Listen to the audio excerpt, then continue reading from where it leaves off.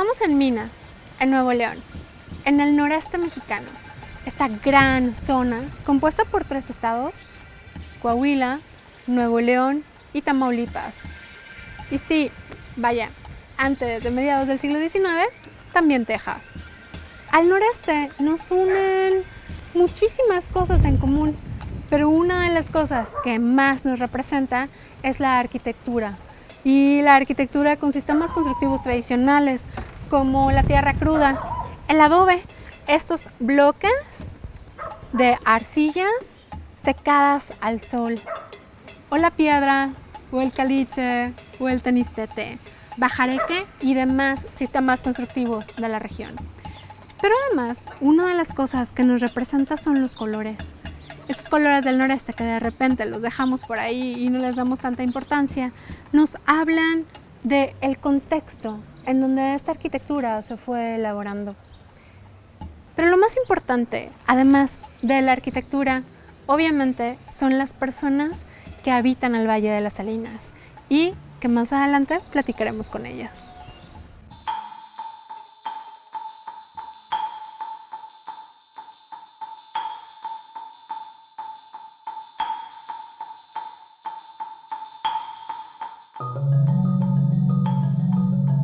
Uno de los hilos conductores del Valle de las Salinas es justo el río Salinas, en donde nos encontramos ahorita, en la comunidad de Los Guerra, en Mina, Nuevo León, de donde nace el río que va bordeando toda esta región sociocultural.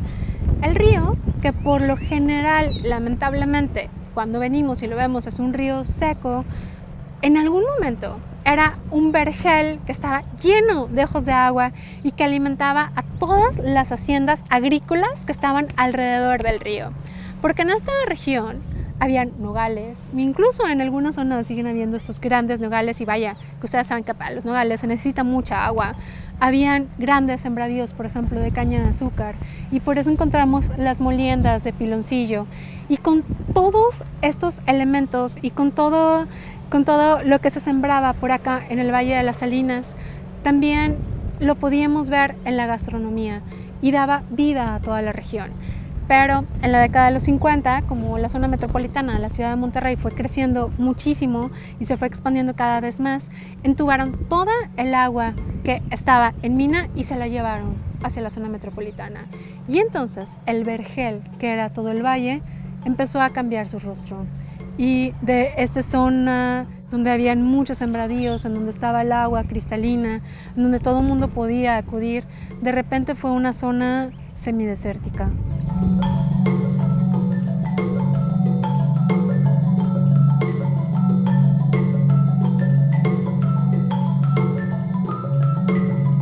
Como vimos ahorita, cuando una construcción se pierde muchísima información. Se pierden los sistemas constructivos tradicionales, se pierden detalles tan importantes como por ejemplo los colores. Sí, porque los colores en una región pueden también generar y crear identidad. Ahorita estamos en uno de mis lugares favoritos del Valle de las Salinas, que es un banco de pigmentos. Y antiguamente la comunidad venía a estas zonas para extraer directamente las tierras de colores, como por ejemplo lo podemos ver aquí, las trituraban, las mezclaban con cal, con baba de nopal, con sal y entonces decoraban todas sus casas. La importancia de los colores del noreste radica no solo en investigar de qué colores estaban pintadas las construcciones, sino poder encontrar estos sitios que son tan importantes para las comunidades y sobre todo que la comunidad que sigue habitando estos espacios nos cuenten cómo lo han utilizado a través del tiempo.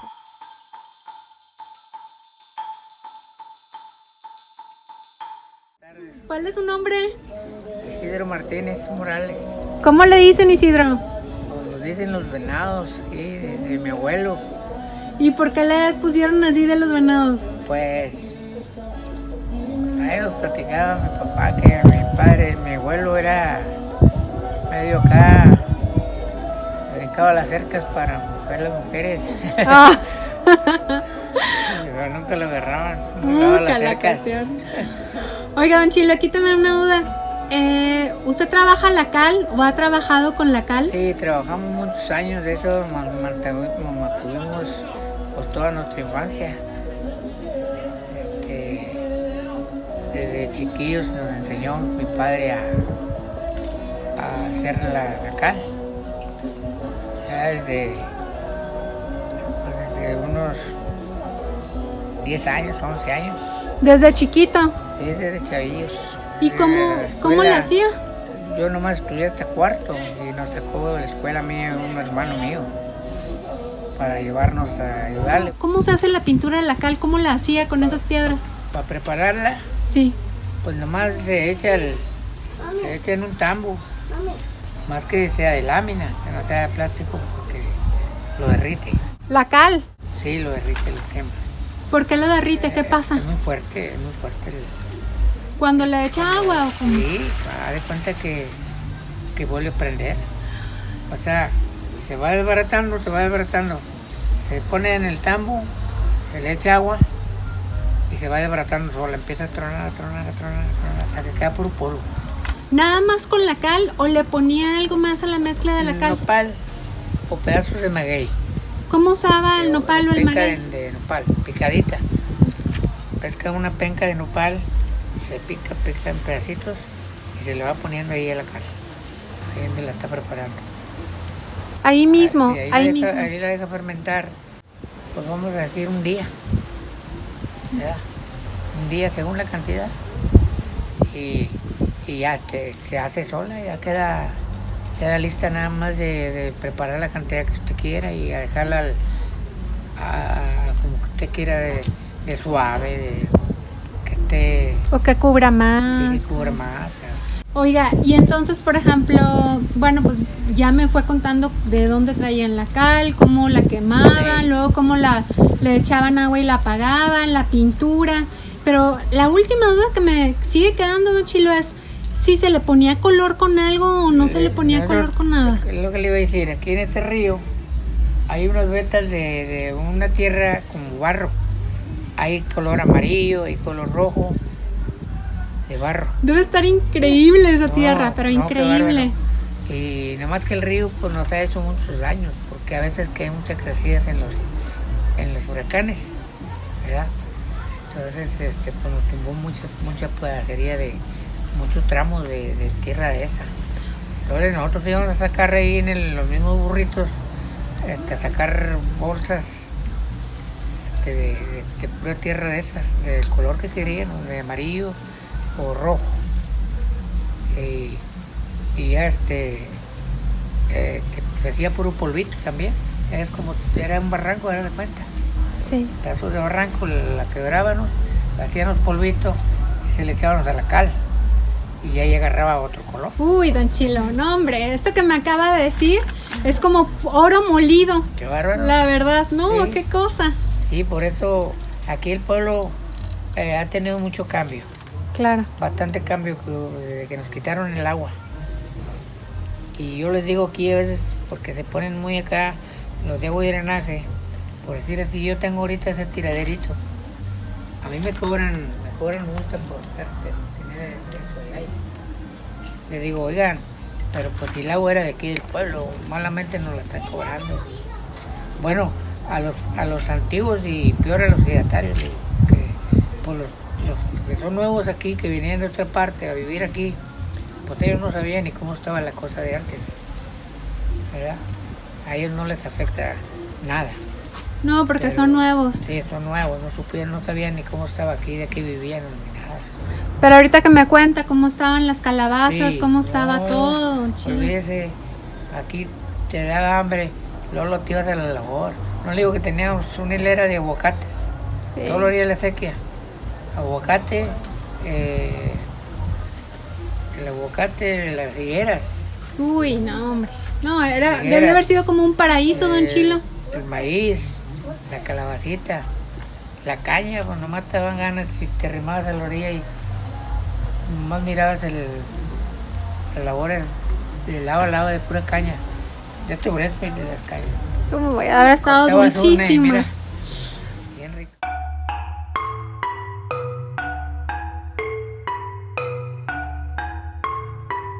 Cuando recorremos el noreste mexicano, estamos acostumbrados a ver la arquitectura en no muy buen estado de conservación. Y si a eso le sumamos que siempre nos han contado que la arquitectura norestense es una arquitectura súper austera, sin pretensiones, vaya, pensamos que no podemos encontrar nada. Pero cuando nos vamos acercando y podemos empezar a leer el edificio, nos damos cuenta que es un edificio de tierra cruda, otra vez que está elaborado de adobes, de estas arcillas mezcladas con paja y arena y secadas al sol, que encontramos un aborregado, esta textura que ayuda a bajar la temperatura al interior del edificio, y además estas líneas verticales que son muy impresionantes y que nos hablan también de todo este contexto regional y que se les conoce como lloraderos. Estas bajantes pluviales acanaladas se les llama así de manera regional y es una manera súper poética de conocerlos, porque cuando llueve parece que la casa llora. Pero además, en la parte superior del acceso principal podemos encontrar una estrella de 6 picos que, claro, nos recuerda a la estrella de David. Y en el momento en que nos vamos acercando más, si somos observadores, podemos descubrir que hay diferentes capas de azules. Y estos azules nos indican que en algún momento de la construcción estuvo pintada la cal con ese color azul. Este azul nos habla de un intercambio comercial y cultural. Y es por eso que es tan importante venir, registrarlo, tomar muestras, llevarlo al laboratorio y a partir de ahí conocer qué tipo de azul es el que encontramos. Por ejemplo, en este caso es un azul ultramar sintético que se elabora de manera artificial a partir del último tercio del siglo XIX, lo que nos dice que estos colores azules y esta construcción data más o menos de esa época.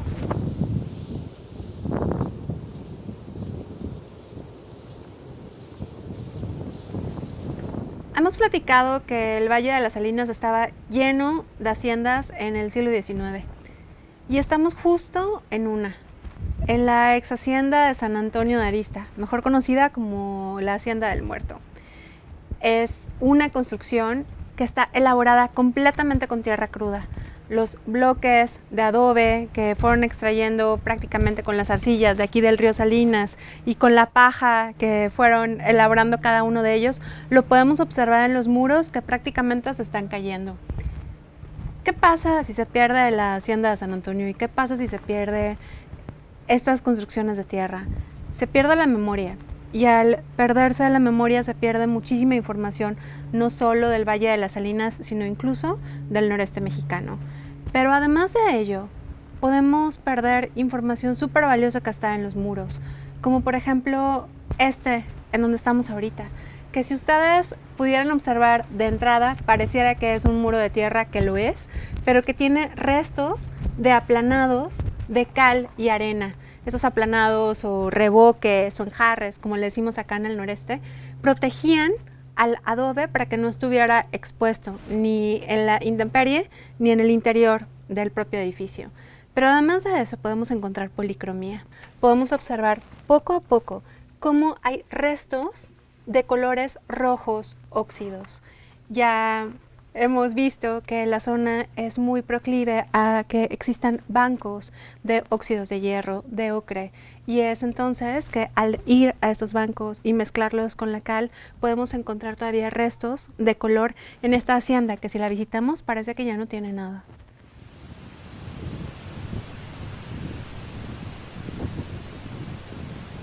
Han existido varios intentos por poder rescatar y conservar el casco de la antigua hacienda de San Antonio.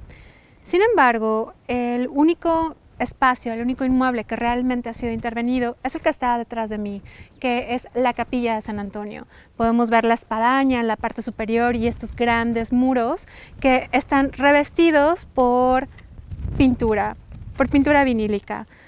A mí me llama mucho la atención porque se mandaron a hacer adobes con personas de la localidad para poder consolidar los muros y restaurarlos adecuadamente. Incluso se apagó cal, se utilizó baba de nopal para los morteros, pero al final del día no sé por qué de manera unilateral se decidió colocar pintura vinílica en todo el inmueble que realmente lo estaba afectando porque no permite la transpiración. Pero además de eso pasa algo muy extraño. Cuando nos acercamos al espacio, justo entre las calles de la fachada principal, podemos observar restos de la antigua policromía que tenía el inmueble. Y esta policromía es un rojo óxido. Y mi duda es también, vaya, que si tenemos los elementos, si tenemos la información aquí, ¿en qué momento se decide ignorarla por completo y cambiar la policromía del inmueble?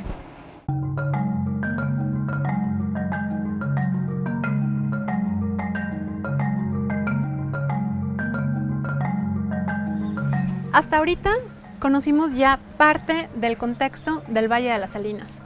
Hemos recorrido el río, conocimos la hacienda de San Antonio, vimos el banco de pigmentos, incluso nos pusimos a platicar con Don Chilo, que habita acá en la comunidad de Mina. Pero, además de que ya en la casa de la estrella de Doña Mica vimos un poco del color azul, lo interesante es también poder observar los colores del noreste que se encuentran justo en los muros de las construcciones. Pero ustedes se preguntarán, ok, a simple vista podemos distinguirlos y podemos saber que hay azules, que hay turquesas, que hay rosas, pero lo importante, una de las cosas más importantes de la investigación es tomar pequeñas muestras con un bisturí y a partir de ahí poder analizar cada una de las muestras para poder conocer los diferentes estratos de la que está conformada y conocer también cuáles pigmentos se han utilizado a través de la historia de un inmueble. Porque en muchas ocasiones cuando venimos y los vemos ya de un solo color, no nos damos cuenta que debajo hay diferentes capas de pintura a la cal. Sí, recordemos que en la investigación de los colores del noreste estamos enfocándonos específicamente en los colores que se han utilizado con cal, la manera tradicional que se utilizaba, por ejemplo, con baba de nopal y demás, ¿no? Pero, ¿cómo sabemos y cómo podemos conocer todos los estratos que hay en una capa de pintura? Tomamos la pequeña muestra, primero la analizamos acá en Nuevo León, hacemos un registro fotográfico con escala, hacemos una medición con colorímetro para poder tener específicamente cuál es la gama de color y a partir de ahí, una vez que las muestras ya están acá registradas, se mandan al Colegio de Michoacán, al Laboratorio de Análisis y Diagnóstico del Patrimonio, que por sus siglas es la DIPA. Una vez que llegan a la DIPA, ahí en el laboratorio cada una de las muestras también es procesada. Se toma de igual manera con un microscopio estereoscópico la fotografía, pequeñas fotografías, microfotografías del anverso y el reverso, antes de que cada muestra sea ingresada en resina. ¿Por qué tenemos que poner la muestra del elucido, del aplanado, en resina? Porque la vamos a cortar. En el momento en que se corta, podemos observarla en el microscopio óptico y ahí, como si fuera una especie de lasaña, vamos a ver distintas capas conforme se ha ido extrapolando una y otra capa de pintura a través de la historia. Entonces, cuando ustedes ven un inmueble que se ve de tal color, no sabemos todo lo que está debajo. Pero cuando cortamos esta muestra, vaya, yo he encontrado hasta 7, 9 capas de colores distintos. Y eso es súper interesante porque nos habla también de cuáles pigmentos se han utilizado a través de la historia en la región y sobre todo, incluso también modas. Toda esta información, todo lo que vamos recabando, nos sirve además para poder hacer un banco de pigmentos, un banco de conocimiento, obviamente, de cuáles son los colores que se han utilizado a través de la historia en el Valle de las Salinas, de dónde se han obtenido y, por ejemplo, como les decía ahorita, cuáles han sido las preferencias de color a través del tiempo. Esto nos ayuda para que en algún momento, cuando se haga algún trabajo de imagen urbana en la zona, ya tengamos una gama de color, ya tengamos un mapa colorimétrico del que podamos echar mano y no utilizar de repente un color, no sé, como naranja muy fuerte o un fuchsia si jamás se ha utilizado. Y entonces más bien vale la pena volver a estos colores que siempre han estado ahí, ¿no? Pero que por lo general no los veíamos.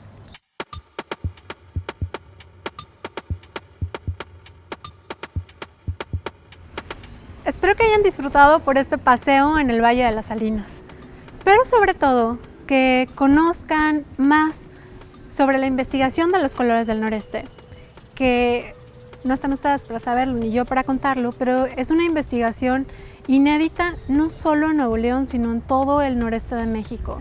Y muy probablemente es una de las pocas investigaciones a nivel nacional que se hace sobre la búsqueda de la policromía en los inmuebles históricos de pintura a la cal. ¿Por qué es importante la investigación y por qué es importante hacer todo este recorrido? Porque si nosotros no nos ponemos a platicar con la comunidad, si no tomamos estas muestras, si no las investigamos, es muy probable que toda esta información se pierda para siempre. Y si la información se pierde, si los colores que nos dan identidad desaparecen, nosotros mismos vamos desapareciendo poco a poco.